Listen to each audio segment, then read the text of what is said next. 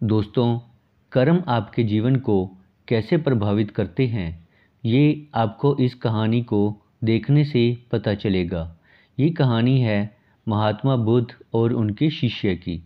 भगवान बुद्ध अपने दो शिष्यों के साथ यात्रा पर निकले थे। वह सुबह से चलते चलते दोपहर तक थक गए। तब उन्होंने थोड़ा आराम करने के बारे में सोचा। पास में ही उन्हें एक पेड़ दिखा। बुद्ध ने अपने दोनों शिष्यों से कहा, चलो यहाँ थोड़ी देर बैठकर अपनी थकान दूर कर लें। वह तीनों लोग पेड़ के नीचे बैठ गए। तभी बुद्ध को कुछ दूर एक बगीचा दिखाई दिया, जिसमें बहुत सारे तरबूज उग रहे थे। गौतम बुद्ध ने अपने शिष्य आनंद से कहा, मुझे बहुत प्यास लगी है, उस घर पर जाओ और मालिक से एक तरबूज मांग कर ले आओ, ताकि हम अपनी प्यास शांत कर सकें। आनंद आज्ञा अनुसार उस घर की तरफ चल पड़ा। घर के करीब पहुंचने के बाद आनंद ने देखा एक युवती बगीचे में पानी दे रही है। आनंद ने बहुत ही आदर से युवती को नमस्कार किया और कहा, मेरे गुरु सुबह से पैदल चल रहे हैं, इस कारण वह बहुत प्यासे हैं। क्या उन्हें देने के लिए आप मुझे एक तरबूज दे सकते हो? जैसे ही आनंद की बात खत्म हुई, युवती गुस्से में चिल्लाई, मेरे पास तुम्हें देने के लिए कुछ नहीं है, फौरन तुम मेरे बगीचे से बाहर निकल जाओ। आनंद युवती को और नाराज ना करते हुए खाली हाथ वापस लौट आया और सारी बात बुद्ध से बता दी। बुद्ध बस मुस्कुरा दिए और अपने दूसरे शिष्य से बोले, कश्यप, जाओ तुम तरबूज मांग कर लाओ। कश्यप के मन में संदेह था कि क्या वह युवती उसे तरबूज देगी।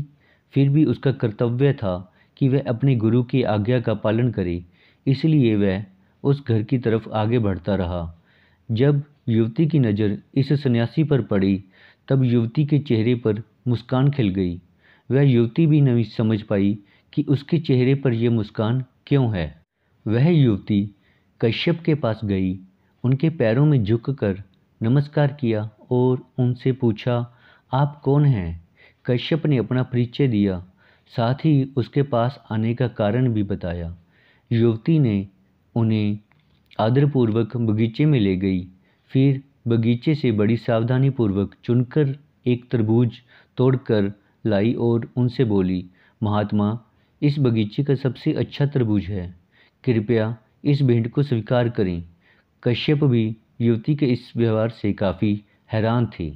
कश्यप आभार व्यक्त करते हुए वहां से लौटने लगे।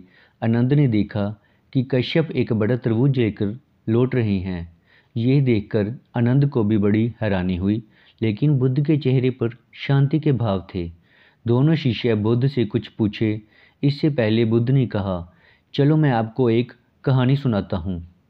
बहुत पहले दो साधु एक यात्रा पर निकले थे।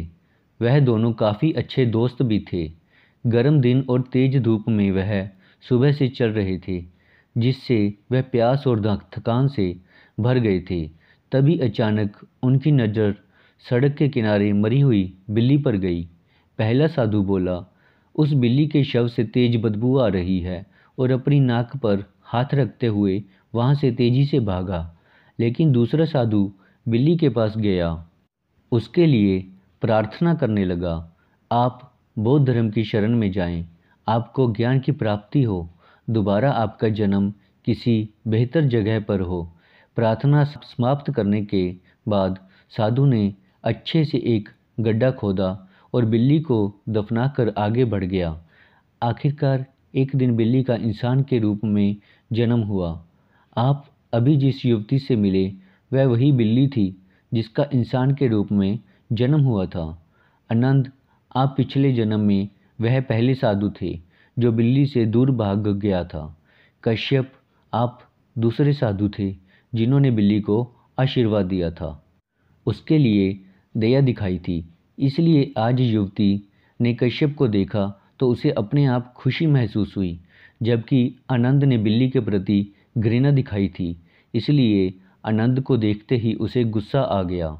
कश्यप को वह बिना मांगे तरबूज भेंट करना चाहती थी और आनंद के अनुरोध के बाद भी इनकार कर रही थी।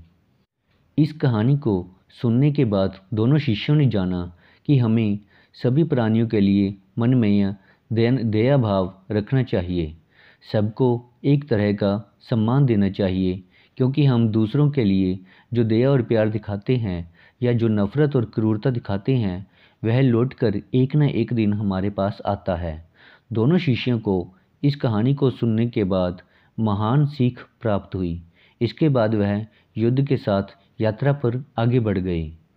दोस्तों, इस कहानी से यही सीख मिलती है कि हमारे कर्म एक ना एक दिन लौटकर हमारे पास आ ही जाते हैं, चाहे वह अच्छे हों या बुरे हों।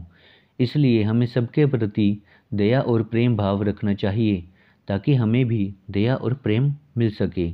दोस्तों, आपको ये कहानी कैसी लगी हमें कमेंट बॉक्स में ज़रूर बताइए, ताकि हम आपके लिए और अच्छी कहानियाँ ला सकें। और हमारे चैनल को सब्सक्राइब करना ना भूलिएगा। धन्यवाद।